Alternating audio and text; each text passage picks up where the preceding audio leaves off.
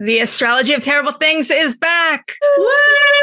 This is the podcast where we bring you stories of terrible things that have happened. And importantly, we delve into the astrology of that terrible thing to try and figure out why bad things happen. Important note, this podcast comes with all the trigger warnings. We talk about amusement park disasters, serial killers, catastrophic accidents, and all these sorts of events that usually result in people dying. And if any of that sounds like something you don't want to hear about, then please do not listen to this show. I'm your host, Carly Heath, and I'm a writer in Los Angeles, and I'm here with our co-host, our new co-host, Emily Simile, a teacher and TikToker who single-handedly revived this podcast with her Astrology of Terrible Things TikTok series, which can be found on TikTok at Emily Simile. Hello and welcome, Emily.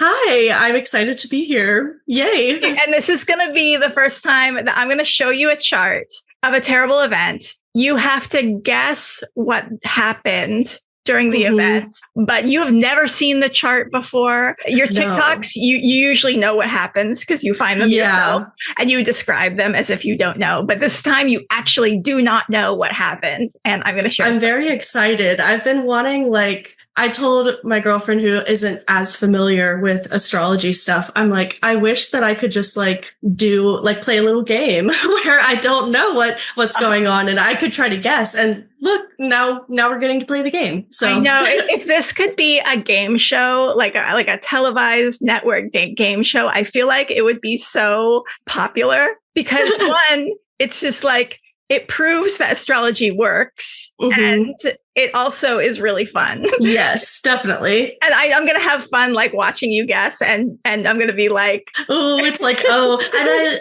I discovered the podcast actually because shout out to my therapist. She also really likes astrology and we just happened to be talking about how I've been learning a lot more about mundane astrology recently. And she had just come across the Donner Party episode that you had recorded. And she told me to go check out the podcast. And then I listened to all the episodes and I was like, I want more. And there hadn't been an episode since 2023. So I was like, you know what? I'm just going to start making some TikToks, with this idea in mind. And people have been engaging with it and having a lot of fun. And so I'm really excited to I'm so glad I did. I know. And it's so kismet and weird how I found you. Cause I randomly saw oh, wow, this podcast is blowing up all of a sudden. I hadn't updated it since 2023 because my what's co-host, going on? I know my co-host in 2023, she just couldn't do it anymore. She didn't have the time. Gaza happened and I was so traumatized by genocide. I was doing protests and doing street art and I was the podcast just doesn't seem important right now. And I mean, that's still going on. So that's terrible. But you single-handedly inspired me to get back to it because obviously has touched a lot of people and means something. And maybe now to prepare us for 2026. What year are we? Right. People are going to need to make peace with the fact that terrible things happen and astrology can give us some guidance towards and kind of help us maybe prepare for some of the things that are probably going to be happening in 2026, probably some more terrible astrology. There have been plenty of terrible astrological events in 2025. And there will continue to be terrible astrological things and not terrible things, but a lot of terrible things. But I never asked you, how did your therapist find the podcast? I think she was just really getting into the Donner Party. And I think that she literally was I asked her, I was like, how did you find this? She was like, I was going down a rabbit hole about the Donner Party. And I just thought that it was cool that there happened to be an episode where they talk about the astrology going on then. And she was like, I had only listened to that one episode. So it's so funny that so just the coincidence. And she must have thought it was a weird episode because we talk about aliens and we also talk about the Donner Party. And so I appreciate her. I think it was up her alley. I think that, and it was up my alley too. I loved it. So let's briefly talk about 2026 before we get into the charts. A lot of terrible things are going to happen this year. in your like too long didn't read words, describe 2026 from an astrological point of view. Yeah. So pretty much all of the outer planets are moving or have moved into new signs. And so it's like a really, really big shift going on. And I feel like 2025 has kind of felt like a lot of things building up. It's like this kind of feels like the year before things kind of start to change. And with change comes a lot of difficult things, like how Uranus is moving into Gemini in April. And then there's going to like huge from like American the Revolutionary history. War, the like World War II, the Civil War, and basically this is the first time after World War II. Sorry, but this is the first time after World War II that Uranus is entering Gemini. So this is going to be our grandparents, great grandparents experienced this, but our parents didn't experience this. And it's always associated with war. Yes, especially with the Uranus-Mars conjunction going exact on the 4th of July. I know. Like, I'm scared. I don't know what's going to happen, but I think, like we've been talking about, like with all of the difficult things and all the difficult change, we're moving on to something better. But it is going to be difficult for a while. You're so optimistic. That's what I have to say. That's what I have to say. But it's kind of like, okay, Uranus in Gemini, Mars Uranus conjunction in Gemini, but that's not all. We're also getting the Saturn Neptune conjunction at 0 degrees of Aries. The last time that happened was 1989, before you were born. The Berlin Wall fell, which I was like 8 when that happened. It was a big deal. I have a piece of the Berlin Wall. Oh, very cool. Yeah. And also it's so literal with like Saturn Neptune conjunction, the dissolving of boundaries, literally the Berlin Wall falling, a boundary being taken down. There's going to be a lot of restructuring of and a lot of fear, I think. Fear mongering. We're already seeing that. Yeah. And as I said, Berlin Wall fell, my cat started sneezing. So if that's a synchronicity, but also that was the beginning of the 2-year period that would end with the Soviet Union collapsing. It was also the time moment of the Exxon Valdez oil spill, which was a huge, huge deal when I was 8 years old. And it was everyone's first time realizing the environment is important, actually. And for a brief little period, people were like all about the environment and Earth Day and all of that. And then I feel like we've gotten away from that. So maybe people might get back into the environment. Yeah, I definitely think also with the transition from Pisces into Aries, I feel like maybe all of these like ideas and stuff that we've been having are going to kind of come into actual more like concrete plans, action plans, maybe seeing some actual change and not just kind of like ideas.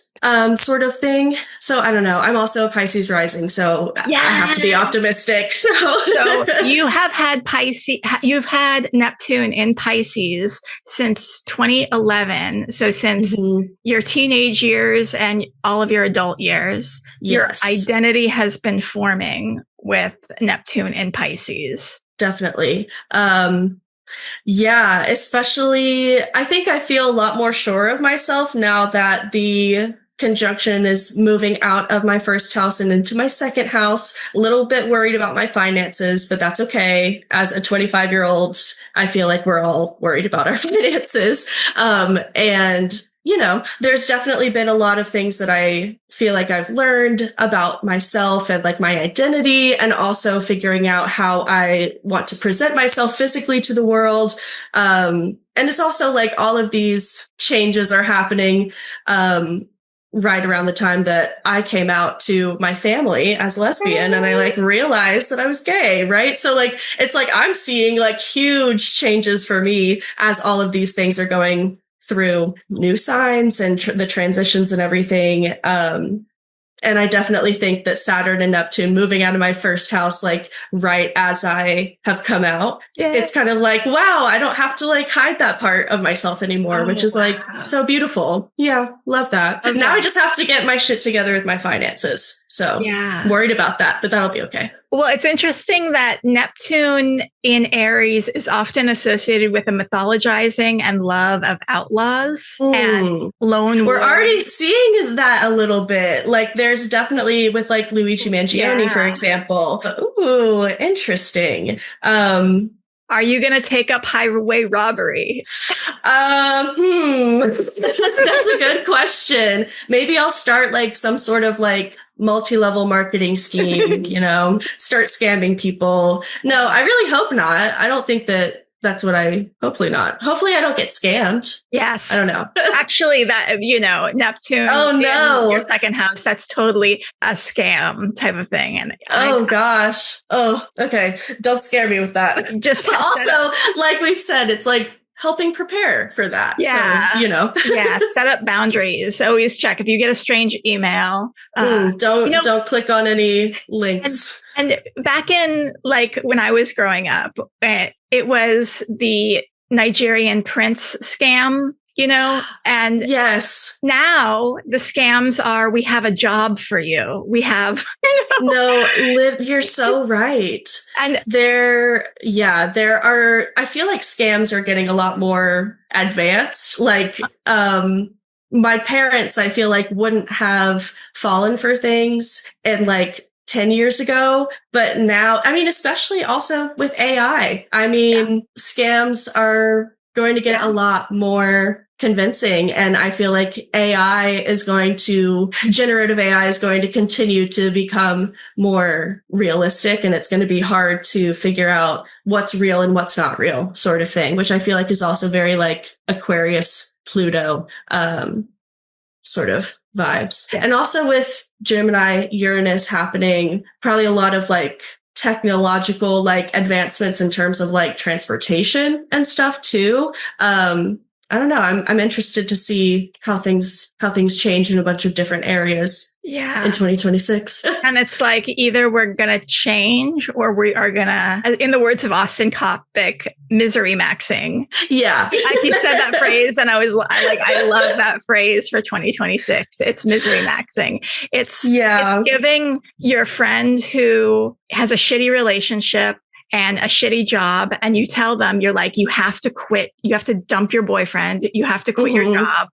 And they're like, no. And you just watch them get more and more miserable as the transits occur. And it's like, you could either quit the miserable thing and it'll be miserable while you're going through the transition to get to the new thing, but at least you're getting to the new thing. Right now, you're just going to be miserable and not make any change and not have any hope for a better future. So 2026 is the year to make the change now. Get out of the don't, quit your job that you hate. If you have a family member who's stressing you out, cut them off. Like now is the time to do the thing that you got to do, even though it's hard, because it's going to get And it's like, what's scarier, the unknown of moving on or the staying in the miserable situation sort of thing? Because I definitely have been there.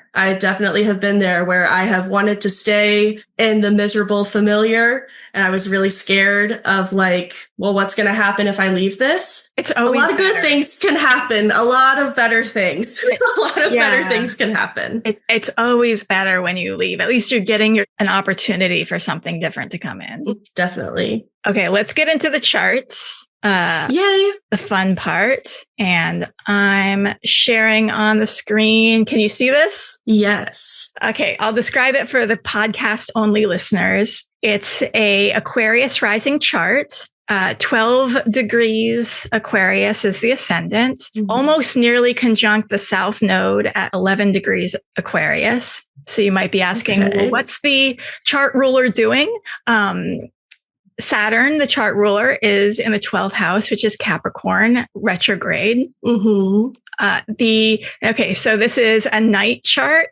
and the sun is in Taurus in the 4th house. Since this is a night chart, the most malefic planet is Saturn in the 12th house. Since this is a night chart, the most benefic planet is actually Venus, and the most benefic planet is Venus in Aries, where Venus does not do well, and Aries is the 3rd house. And so you might be wondering, what's Mars doing? Mars is in the 2nd house, which is Pisces, and Pisces is ruled by Jupiter. Jupiter is in the 6th house, where Cancer is in Cancer in the 6th house. And so what's Cancer's ruler doing? The moon is in the 1st house, 6 degrees of Aquarius. And if we are in, did I do all the planets? Oh, and it's a Mercury retrograde in the 4th house in Taurus. And if we want to get into outer planets, eventually we're going to do hard mode where we take off the outer planets. But for now, this is a Pluto in Scorpio. So Pluto in the 10th house, and a very kind of close co-presence between Uranus and Neptune in the 12th house in Capricorn. And that is the chart. Venus is making a square to Neptune, is applying to a square with Neptune. So Venus is in the 3rd house, making a square to Neptune in the 12th. And that's also kind of making a loose square to Uranus as well. And Jupiter is opposite Uranus exactly. Jupiter in the 6th house, opposite Uranus in the 12th house. This is so interesting. Okay. What are your thoughts on the 1st house and the Saturn of it all? So I noticed, okay, so it's a Capricorn Saturn and it's retrograde in the 12th house, making a trine to the sun. But it's an exact trine to the sun. Yes. Saturn in the 12th house is making me think of some sort of like hidden structure, something possibly. And I mean, it's Saturn in Capricorn, so it likes to be here. This is like a more powerful Saturn. Think of what are the significations of the 12th house? Let's list those first. Yes. Let's think about captivity and escapism and things that are happening behind the scenes, like altered states of consciousness, sort of thing. So we have that going on, and it's ruling the 1st house. Yes, ruling the 1st house, and the ascendant conjunct the south node of it all. I'm actually not super familiar with the nodes. I feel like that's something that I need to be learning next. Oh my goodness. Okay. Don't stress out too much about it, because the other planets all are participating here too. Yes. Especially if you look at the malefics and even the benefics. Yeah. So with this Saturn being the greatest malefic in the chart, I am with Saturn in the 12th house, isolation in some way, I feel like is a part of this. And what are some significations of Saturn? Saturn is restriction. It's responsibility and rules. Saturn is structures. And whenever it's, sometimes I feel like I'm slow. Hey, no, take your time. Take your time. We have all over the world, and I can edit this, if you take a lot of time, I can just cut to the good fill part. in the gaps. Yeah. Some sort, definitely confinement of some kind, some sort of structure that's keeping people in captivity. And I mean, I feel like it's something that has been here for a long time as well, because it's in Capricorn and Saturn ruling over time. And then, so let's go to Have you ever heard of, what institutions are associated with? Oh, yeah, prisons and asylums and hospitals. Hospitals are 12th house too. Yeah. So definitely, I was thinking kind of captivity, definitely like something related to like forced imprisonment. This also, with it being in retrograde, maybe it could be somebody like trying to escape in some way, and escape from some sort of structure. And something to think about is, what does Saturn do when it's in its highest, doing the most good, versus what does Saturn do when it's doing the most bad, which is usually, it tends to do the most bad in a night chart, and it tends to do the most bad when it's retrograde. Yes. Okay. So in a night chart, it's like destruction. It's building things, like it's not building things. It's taking things apart. It's restructuring. It's destroying of structures, especially with Uranus and Neptune in here as well. It's kind of like unexpected, something maybe even like unpreventable. With Uranus and Neptune, and they're both retrograde. So we have so many retrograde things happening here, and they're making the opposition to Jupiter, but it's Jupiter in a night chart. So it's not as strong, but Jupiter likes to be in, Cancer, and it's conjunct Chiron. But it's in the 6th house. But it's in the 6th house. So it's like related to service and physical ailments and the underprivileged. It could also be related to animals, especially with like the relation to captivity, as well. Like there could be animals in captivity here. But with it being in Cancer and Jupiter, where's the moon? So then the moon is in the 1st house in Aquarius. So, I mean, like, there could be some sort of like families in captivity, families in danger here, underprivileged families who might need help in some way, with it being ruled by the Aquarius moon in the 1st house. And so, I mean, like, these people have probably been in captivity for quite some time. And this, hopefully this isn't like some sort of an escape. I don't know. I don't know if this is actually... It's a terrible thing. It is a terrible thing. Okay. It's a terrible thing. I'm like, okay. I'm like, my Pisces, like, I'm like, okay, there's good things that could happen here. No. Okay. This is the Astrology of Terrible Things. With Venus in the 3rd house. So this is probably... And okay, ready? Venus in the 3rd house in Aries. This kind of feels like a community of people, community of families tossed in captivity. But maybe this is like some sort of cult situation, I'm feeling like, because with the 3rd house of the local community being ruled by Aries being ruled by Mars, like this is kind of a community, even though Venus is here and it's the greatest benefic, it still feels like a community of people who are like competitive with each other. But with Venus here, it could be a group of competitive women, mothers, because of all the Cancer stuff as well. And with the Pisces 2nd house Mars ruling over that 3rd house, and it's Mars in a night chart. So it's maybe these people in captivity are like being used to like make money of some kind.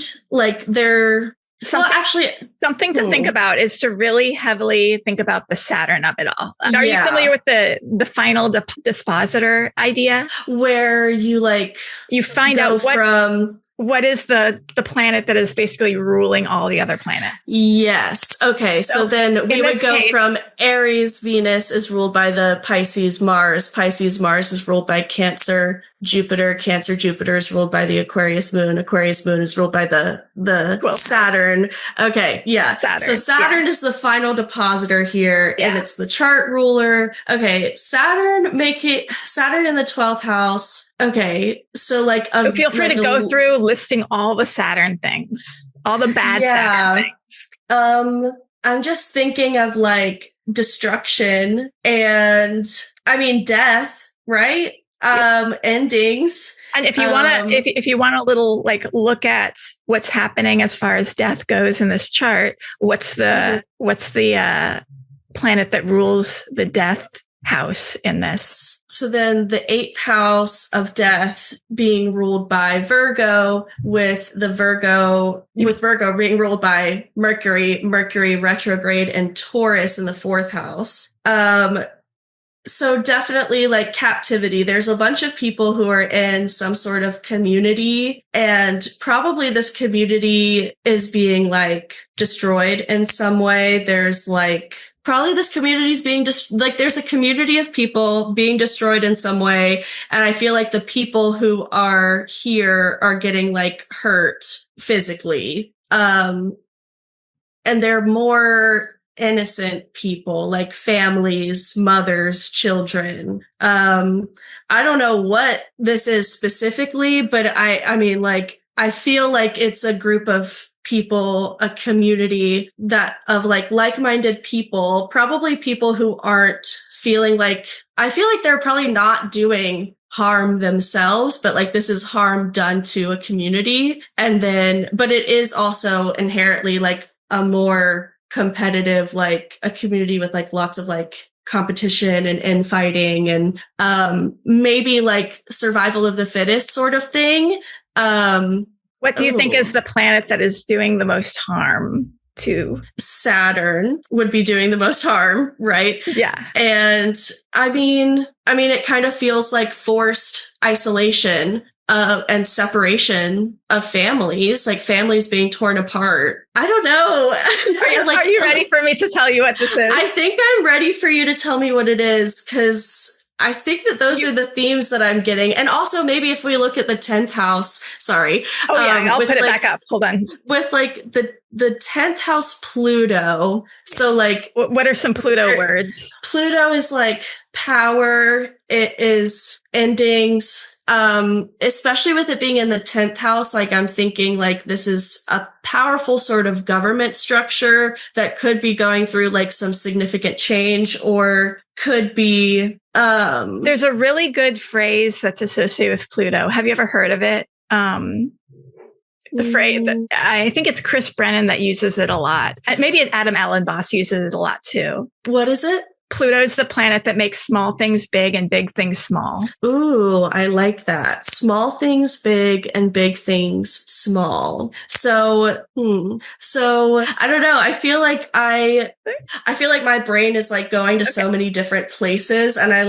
don't know. Okay, I mean, so let's round up maybe your top 10 keywords associated with this. Top 10 keywords would be captivity, forced isolation, a competitive community, like mothers, children, probably being like isolated and killed and torn apart, and like forced into maybe even like survival situations. And it's like isolation and captivity is like a big part of this. Isolation, captivity, competition amongst people who aren't really doing anything wrong. They just are trying to survive, it seems. Yeah. Okay. We'll round it off there. Okay. I think you got some words right. I think you might have gotten hung up on the Mars of it and the competition, because not really what's happening here. And I think because Saturn is so heavy in this chart, I think if you focus a little bit more on the Saturn of it, you probably would have gotten there. Early on, you did say a good word earlier on. I didn't want to give anything away. But that was hospitals that you said. Oh yeah. I think you're right on as far as a community goes. So there's a lot of sick people. Is that true? I mean, like with there's Jupiter in the 6th house. One sick person. Oh. Hey, okay. Wait, do I know what this is? Okay, wait. Tell me. Okay. And I think we should almost play 20 questions. Maybe you're allowed to ask like 5 questions in the future. Yeah. And I can give you like a hint. So yeah, one sick person. And if you focus on the Saturn of it all, you'll see that this is, Saturn in a night chart, retrograde in the 12th house, hospitals, time. Time is a big word associated with Saturn, and not coming to the hospital soon enough. Like ignoring outcome. Yes, like the ascendant right on the South Node. So the South Node is also an ending sort of thing. The Jupiter, the moon in the 1st house, being ruled by Jupiter. the spreading of infection. Mm-hmm. And that the moon in the first house ruled by Saturn. And this is the moon in the first house. Sorry, the Jupiter in the sixth house. That's what I meant to say. The Jupiter in the sixth house of illness being ruled by the moon in the first house. So thinking of it as Jupiter, as much as we think of it as the good, helpful planet, the truth of the fact is that Jupiter will not help you out if you are a night chart. Jupiter can make things worse if you're a night chart. So Jupiter is like Jupiter expands. Excess. So Jupiter in the sixth house is growing the illness, the misfortune. And at night, you're a night chart.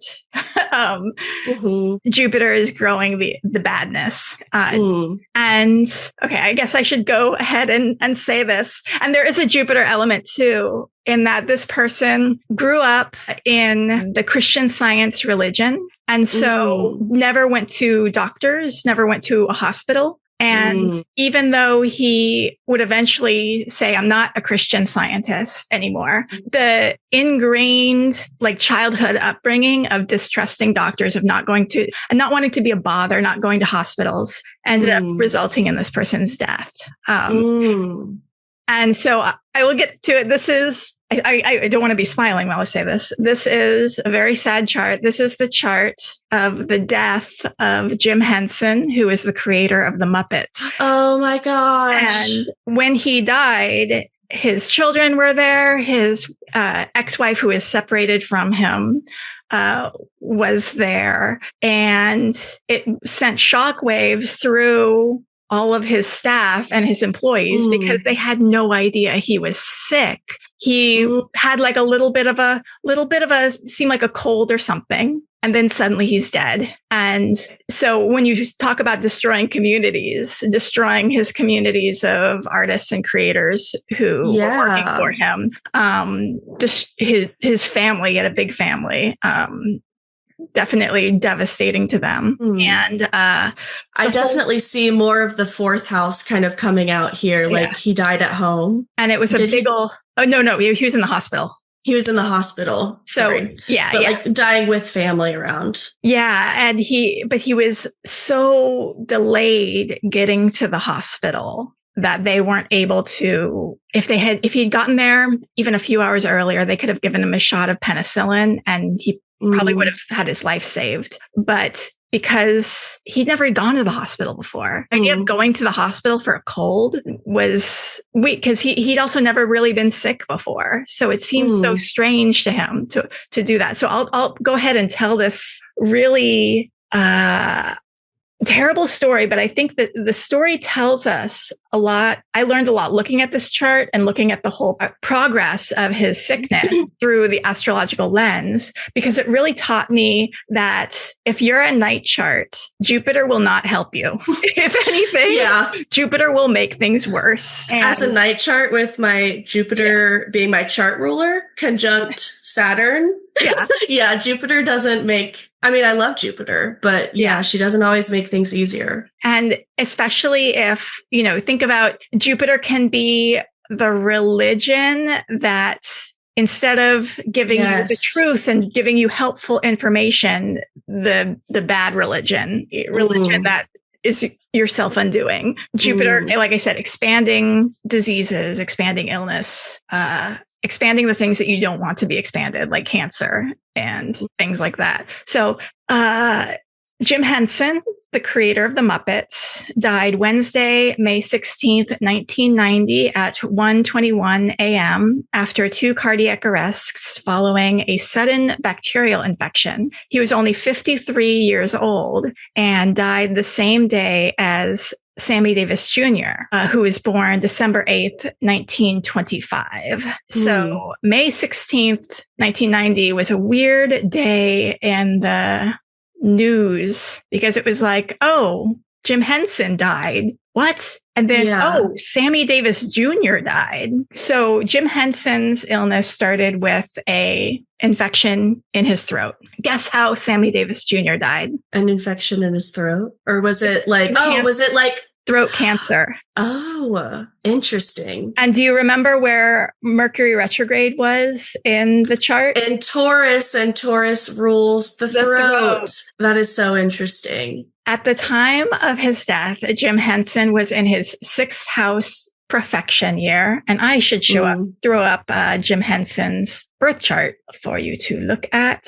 So Jim Henson is a Cancer rising. So he had Jupiter going through his 1st house. As a night chart, Jupiter through your 1st house means Jupiter is going to expand things in your body. For him, the ruler of his 1st house is the moon in his 7th house. And he was in his 6th house year. So Jupiter in his 6th house was his time lord. And also Jupiter in his 1st house was his time lord. And so it's really interesting. At the moment he died, Cancer was the 6th house. So that's his personal birth chart ascendant was in the 6th house of his death, where Jupiter was. And Jupiter was also in the 6th house of the death chart. Fascinating. So again, and to all this evidence that Jupiter is not a friend to our night chart people, and both well dignified Jupiters. Because I was thinking, I like Sagittarius Jupiter in the 6th house. It's like, oh, well, he probably hasn't had a whole lot of health concerns before. But like this one in particular, it's like, because you said he had never been to the hospital before, he had generally had fine health up until this point. I feel like that would make a lot of sense for the night chart, Sagittarius Jupiter 6th house there. Yeah. And what's really fascinating too, his 4th house of his birth chart has a Mercury retrograde and it's Venus ruled. And the 4th house of his death chart is also Venus ruled and has a Mercury retrograde in it. And a sun in the 4th house as well. And the sun in the 4th house as well. Amazing. And then what degree was the Mars at in the death chart? Because that would be like close to his Saturn at least. So in the death chart, the Mars was at 18 degrees of Pisces in his 2nd house. And he has 18 degrees Saturn retrograde. Yeah. Natally. That's so interesting. In the 9th house. I know, right? Wow. So Mars was conjunct with his Saturn, but also his death chart has Mars in the 2nd house and his birth chart has Mars in the 2nd house. Very interesting. There's a lot of similarities in the birth chart and the death chart. Yeah. Let's look at Jim Henson's life. So at the time of his death, Jim Henson, Henson did not go to the hospital right away, in part because of his Christian Science upbringing and because his wife believed it was likely due to his desire not to be a bother to people. In fact, he never, ever had a primary care doctor. His collaborator, Frank Oz, said the stress of Henson's recent deal to sell the Muppets to Disney likely led to his sickness and death. And the deal was reported to be worth $100 to $150 million. And it's really interesting that in his birth chart, Mars, which is the planet of stress, is in his 2nd house, which deals with money. And that in the 2nd house of his death chart, Mars is there. Yes. And that Mars is conjunct his natal Saturn. Yeah. I also think with the 9th house being ruled by Pisces, another Jupiter ruled sign, with Saturn there in particular, I can understand like his religious upbringing. Yes. Yeah. And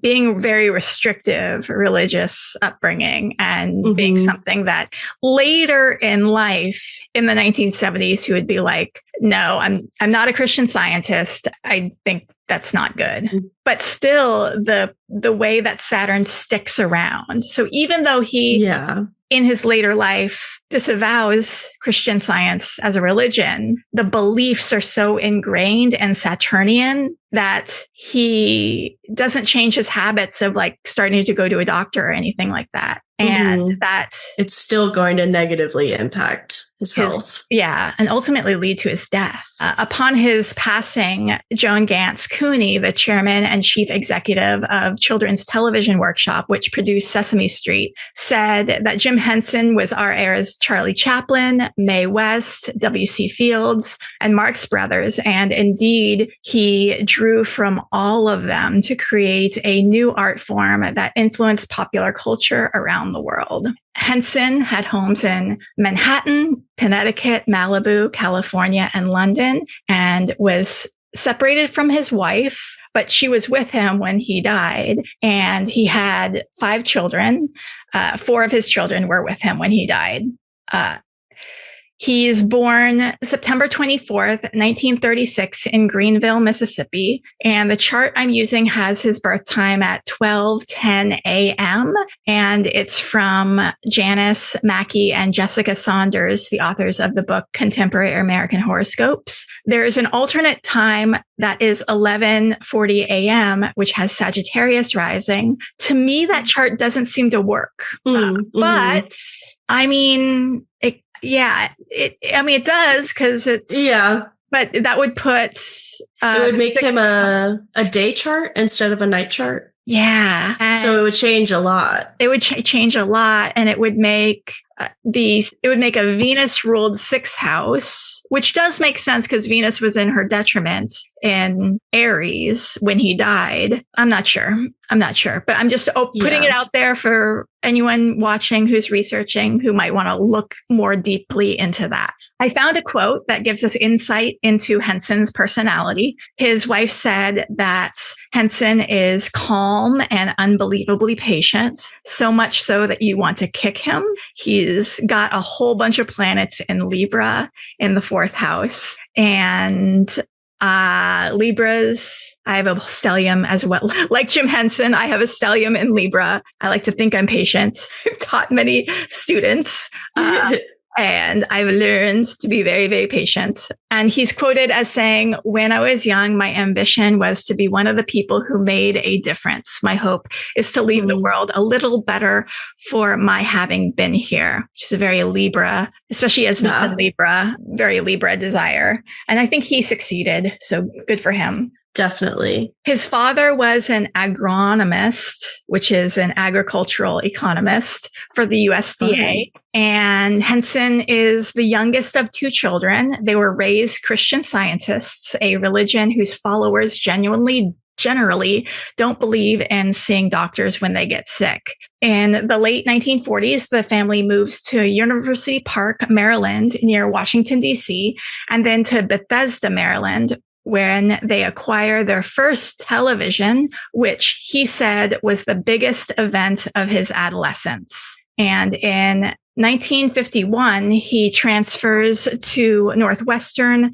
High School when his high school closes. And as a teenager, Henson has severe acne. And because of his family's Christian Science beliefs, his mother doesn't let him get treatment for it, which leads to permanent scarring on his face and his decision to grow a beard. And you see that in the Pluto and the 1st house natally, and the 6th house Jupiter for good, Jupiter for bad. Very interesting. And, I will also say 1936, the year he was born, was a great year if you're going to be a television star, because Mary Tyler Moore so many television stars were born in 1936. Mary Tyler Moore, oh my God, I wrote them all down in my Google Doc and I decided not to open my Google Doc.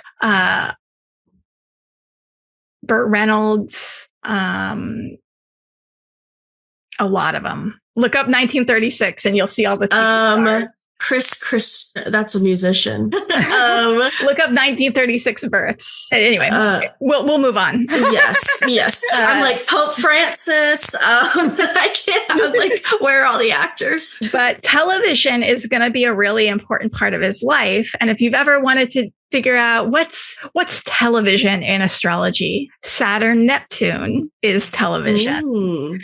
because 1936 is the year that the first Olympics are televised. Like 70 hours of the Olympics are televised. Now, people don't have television sets. So these are television sets that were put up around Berlin, and you could watch the Olympics on these television sets at different locations. It was also the year that NBC decided to start trying to do like a series, variety shows. Mm-hmm. These are viewed by people who are kind of early adopters and who like have RCA licenses. And it's like 200 people in 1936 are looking at these, but this is like a beginning year for television. Mm-hmm. And so when Jim Henson gets his first television in the 1940s, this is a time when, like I said, most people don't have television sets yet. Mm-hmm. In 1950,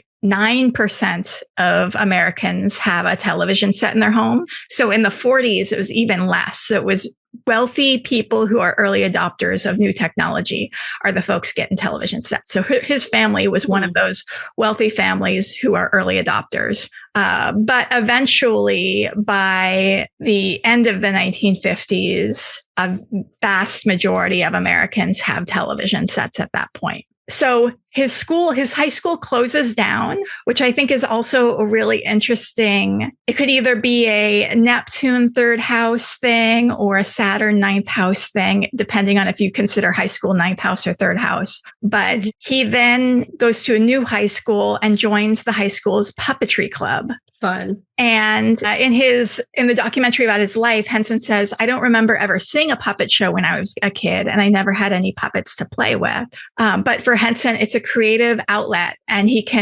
has a weird sense of humor, and he can use puppets to express that sense of humor. And in the late spring of 1954, at 17 years old, Henson sees an ad for a television station that's looking for a puppeteer. And he begins working at WTOP TV on a Saturday morning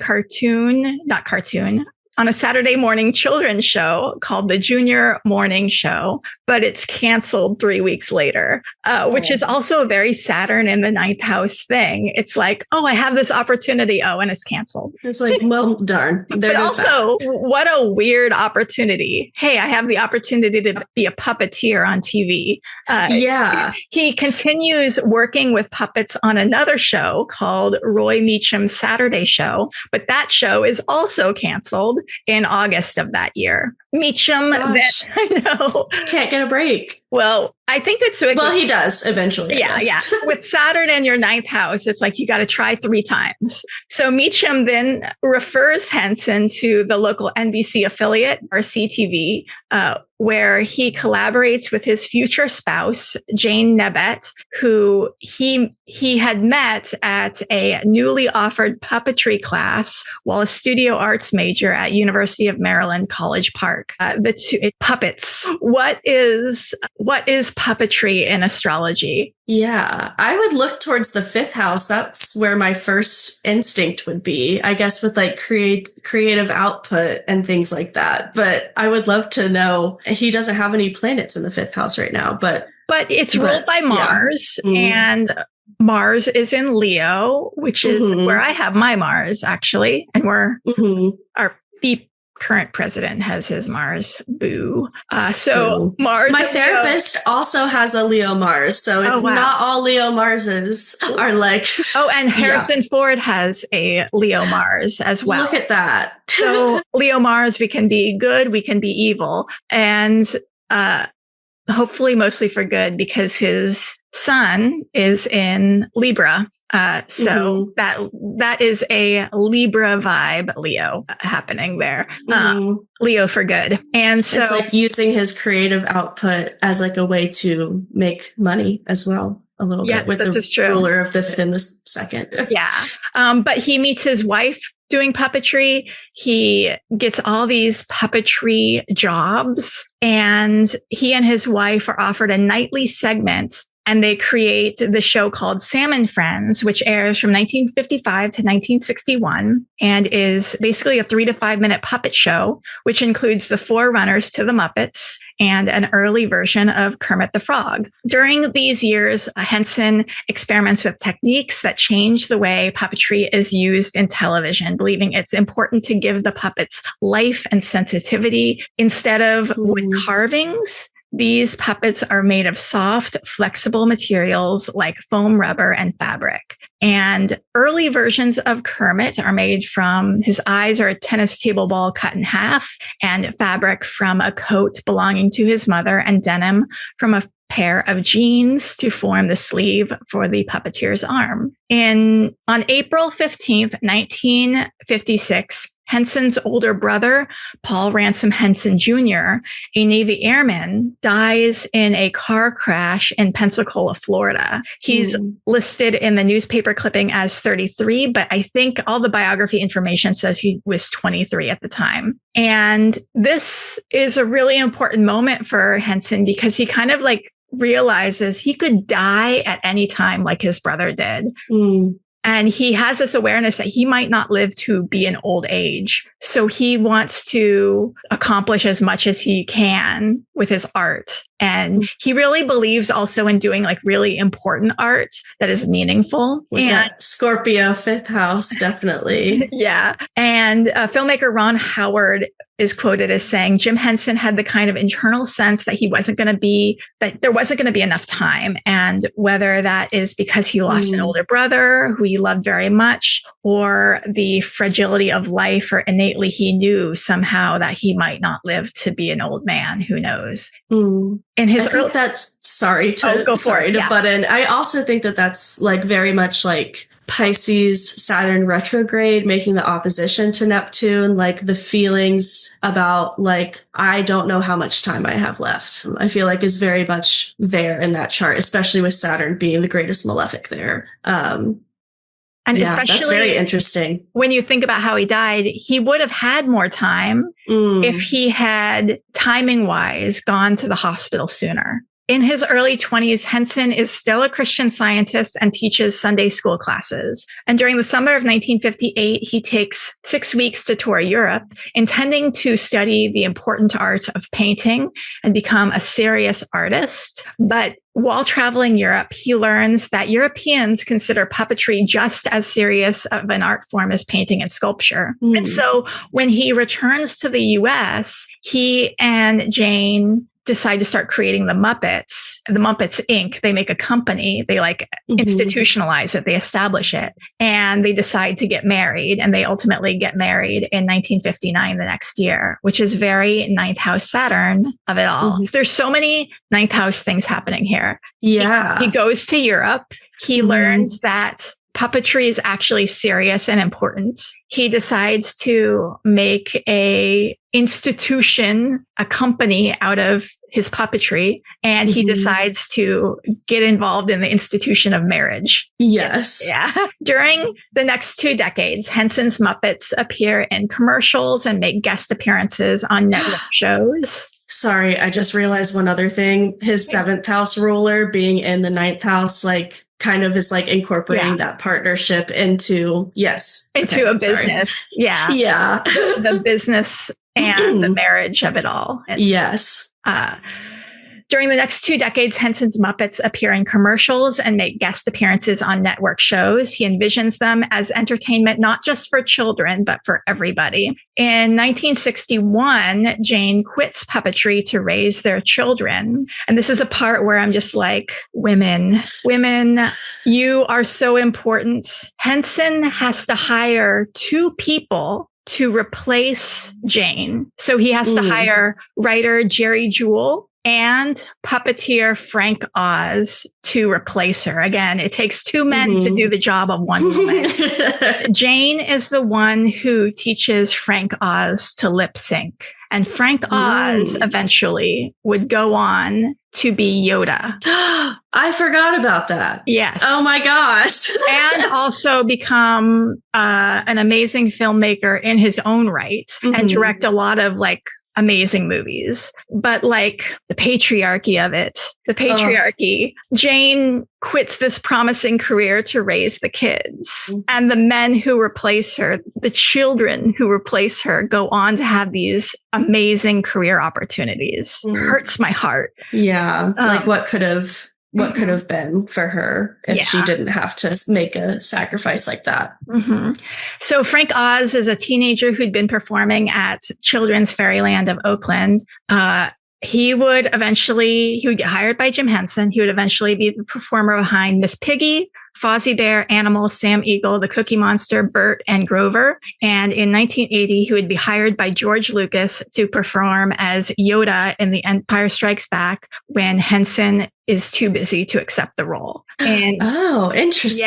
Yeah. So George Lucas is like, hey, Jim Henson, do you want to be this green alien? And Jim Henson's like, thanks. Awesome. I am super busy right now. Hire Frank. But that could have been like, hire Jane. In another universe without the patriarchy. Jane could have been Yoda. I know. And then we could all be like looking up to, female Yoda. Yeah, I know. In 1969, Henson's team is asked to work full time on a children's program for public television called Sesame Street. And the success of Sesame Street allows Henson to stop working on commercials, and he's glad to not do that anymore. Carol Spinney, who would be Big Bird, remembered that Henson would never say, in a very Libra vibe of Henson's, he would never say when he didn't like something. He would always just kind of go, And that lets you know that, okay, it wasn't quite up to Jim Henson's snuff.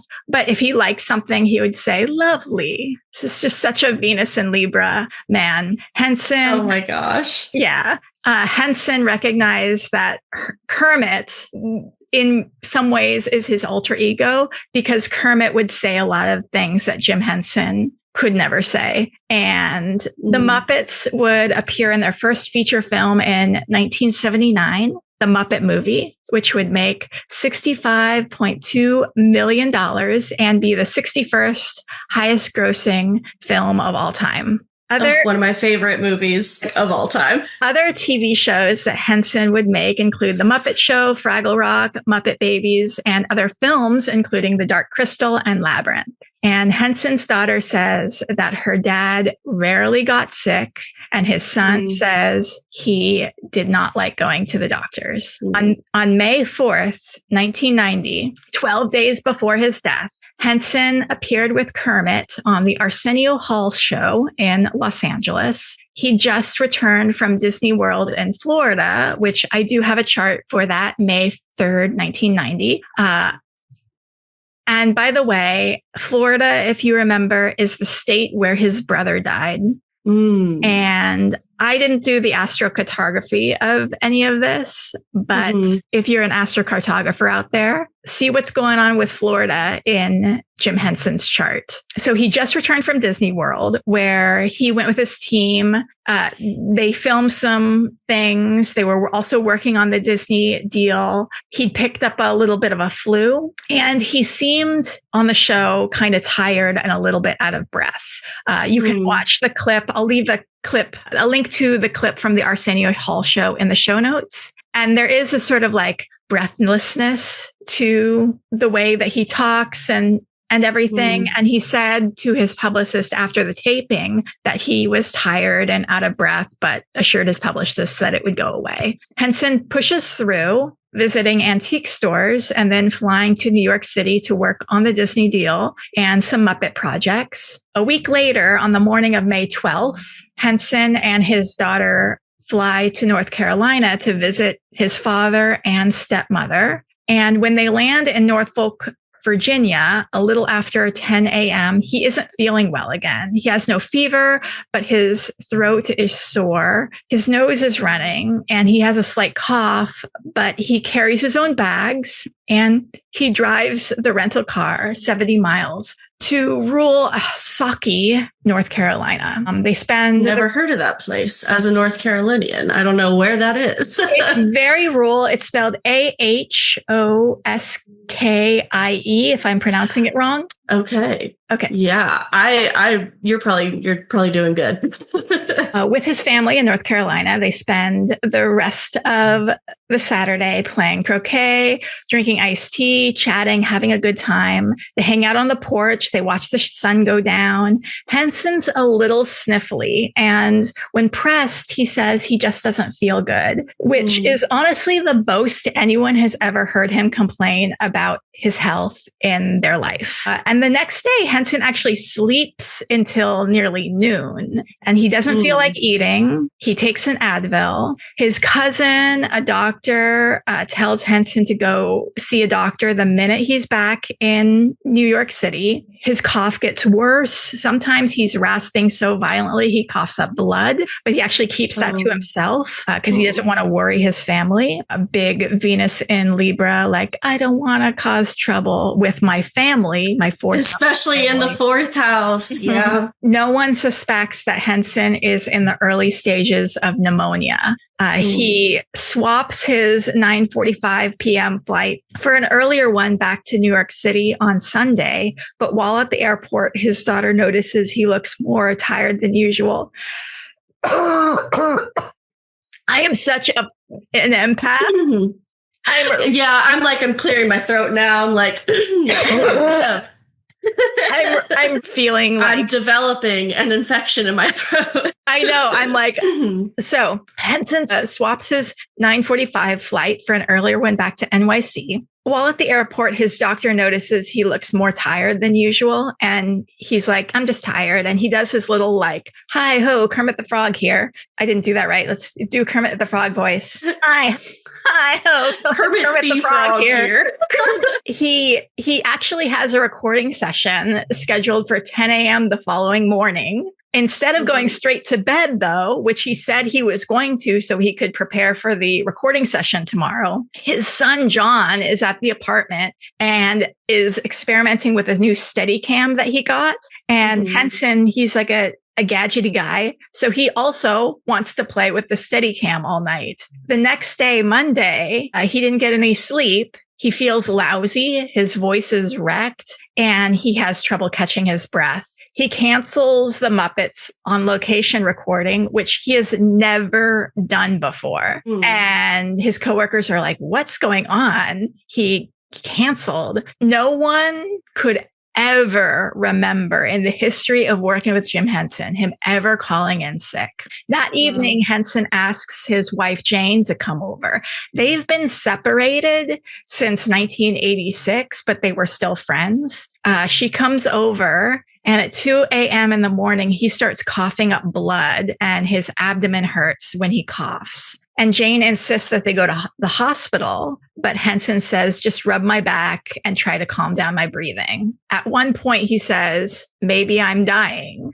And that's kind of something that like we've all said a little bit when we're like really sick. Yeah. Henson's daughter, Cheryl, calls her sister and tells her that she's really worried. By 4 a.m., Henson has real trouble breathing and his heart is racing. And he finally agrees to go to the hospital. But he's never gone to the hospital before. He doesn't even know how the hospital like works. And so his wife calls their business partner, Arthur Novel, who's like an assistant, like a fixer, like for celebrity people, like, let me solve your problems. He's out in San Francisco.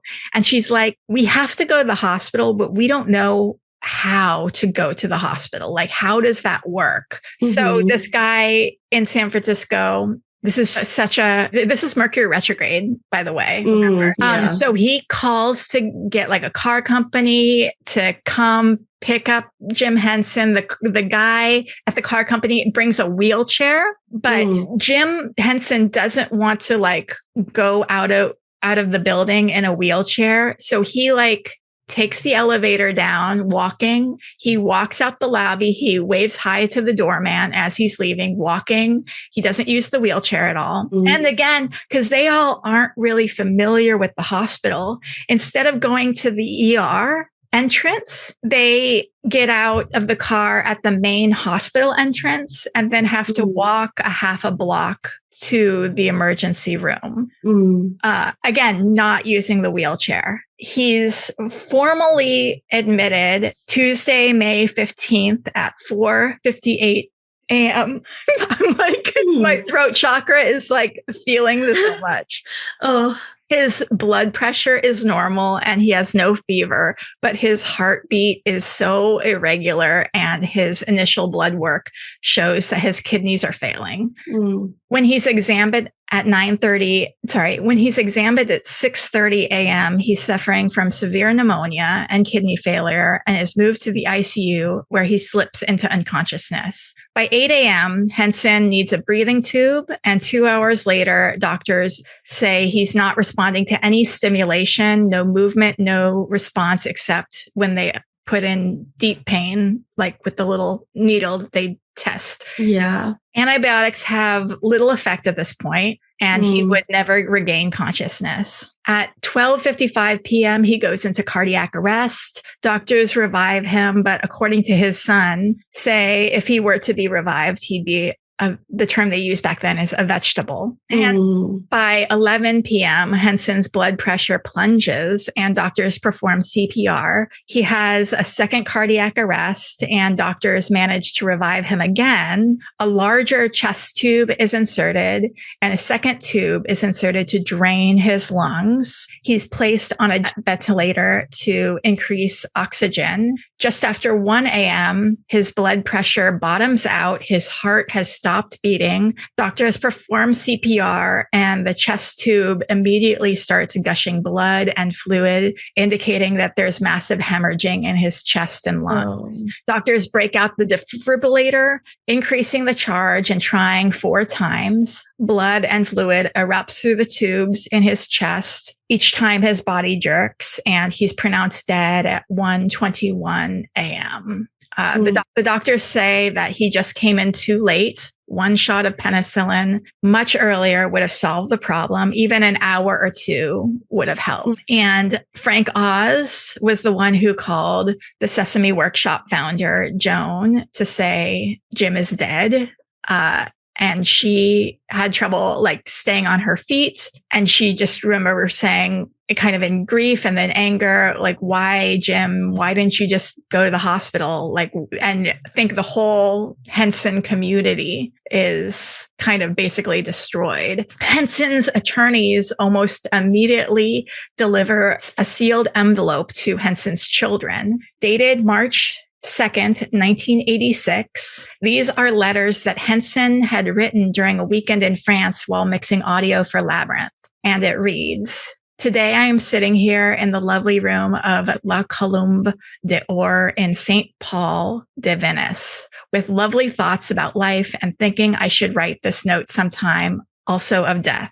I'm not afraid at all of the thought of death and in many ways look forward to it with much curiosity and interest. I'm looking forward to meeting up with some of my friends who've gone on ahead of me, and I will be waiting there to say hi to those of you who are still back here. Since I consider death a rather joyous step forward into the next stage of things, I'd like to lay out a few thoughts as to what might happen when I leave this place. I suggest you first have a nice, friendly little service of some kind, hopefully using the time. I'm going to cry. This is literally like, why am I about to cry? I'm like, this is like so sad. Oh my gosh. Oh my God, and this is also like, so like Pisces 9th house. But I don't know, just like Pisces Saturn in the 9th house, like such an optimistic sort of way of thinking about death, and like he's curious about it, like, oh my gosh, and just okay, so sad. I'm gonna try and like not cry. Okay, I suggest you got this.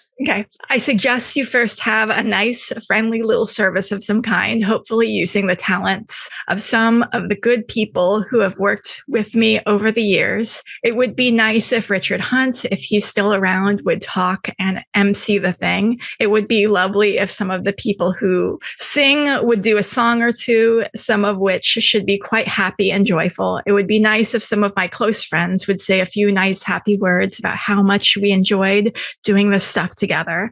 And it would be good to have some religious person read a few quotes by some of the great teachers to remind us how this is all part of what is meant to be. Incidentally, I'd love to have a Dixieland band play at this function and end with a rousing version of Saints. Have a wonderful time in life, everybody. It feels strange writing this kind of thing while I'm still alive, but it wouldn't be easy to do after I go. With all my love to you all, Jim. And 6,000 people came to his funeral. He wrote that, by the way, 4 years before he died. Oh, gosh. Yeah, I'm going to cry. That's so sad. And he has left a lasting legacy. After he died, Muppet's Christmas Carol was made without him, the first Muppet movie without him. And many argue that that's like the darkest Muppet movie, the darkest and most serious. And if you think about it, that's because of all of his coworkers are like mourning, grieving. Yeah.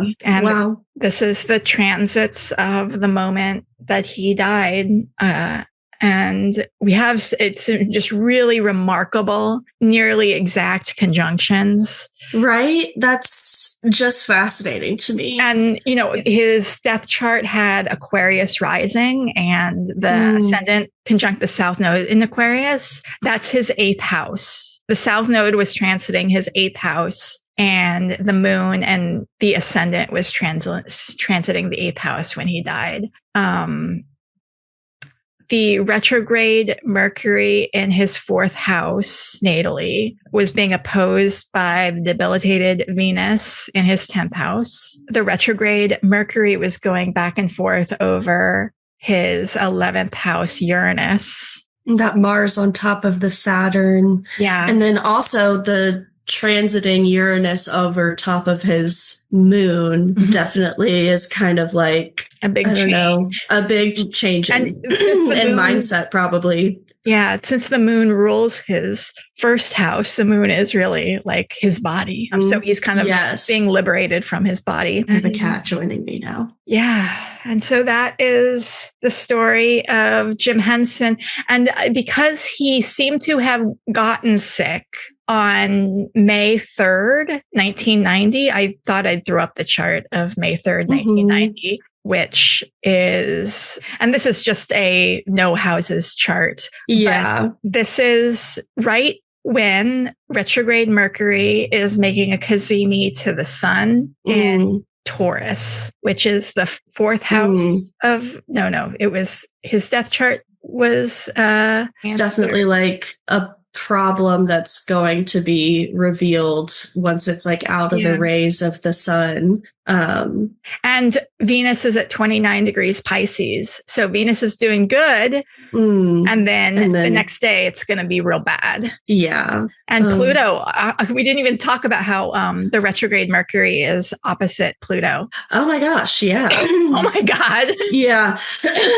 And the moon, is opposite Mars. It's like also like struggling to make a decision about like, should I take care of this sort of thing? But like beginning to pay attention to it also, like something is happening physically and, you know, we're trying to ignore it, but yeah. And the Jupiter opposite Uranus, Jupiter just going into an opposition with Uranus. My religious beliefs, my ingrained religious beliefs, do I suddenly make a huge change and do something I've never done before? Yeah. And he was a Capricorn moon natally. So it's like, he's a lot more, I don't know, like definitely there's a little bit of stubbornness here alongside the like not wanting to be a bother and just like, oh, I'm fine. I can handle it. I've handled tough shit before. That's so sad. That's the story of the life and death of Jim Henson, the creator of the Muppets. And I've given you all lots of dates, lots of timestamps. So if you feel like on your own doing videos of the entire chart progression of how Jim Henson's sickness developed and looking through the chart at each of those timestamps, I welcome you. Yes. Like Emily has shown us all, you are more than welcome to take anything that I talk about in this podcast and run with it. Do your own thing with it. This is all about learning and spreading the knowledge and wisdom. Yay. Yes. So now we're going to wrap up our first episode. Final thoughts? Yeah, I thought that this was a great way to, especially like talking about the transits related to death, related to health and illness. I think that this was very informative, and also like, I'm excited I'm excited to see more charts and see like how we can get better at this, at like guess, like how I can like improve on guessing like what's going on in a chart based off of like just like reading more and like hearing more stories like this and like dissecting events like this astrologically. And also I love that you chose Jim Henson, as a person to focus on for this first one, because I don't know, the Muppets were just like very significant to me growing up, especially like the Muppet movie is probably like, I think it's my number one favorite movie, like on my letterbox, like my top 4, like the Muppet movie is in there. So and also I don't think I knew a whole lot about him, and his upbringing and all of this. So this has been very informative and like interesting to learn about for sure. Yeah, me as well. Muppets were very formative for me growing up. And I also didn't know much about Jim Henson's life. And it's really fascinating. Like you're a Gen Z, I'm a millennial. We come from 2 completely different generations. Yeah. We were both. He still made an impact. Yeah. We made an impact. And his legacy continues. Yes. And so this is the Astrology of Terrible Things. We have plenty more. I personally have 4 other charts that are ready to go. I've written the stories. I've written like 10,000 words of stories about these charts. So we're going to get to them. You have some charts. So stay tuned for future episodes. Definitely follow us on YouTube, because I'm going to do YouTube videos. This is our first one, and you can actually see the chart that we're talking about, which I think is very helpful. And follow Emily on TikTok, because Emily does these very short Astrology of Terrible Things TikTok videos, which are very fascinating.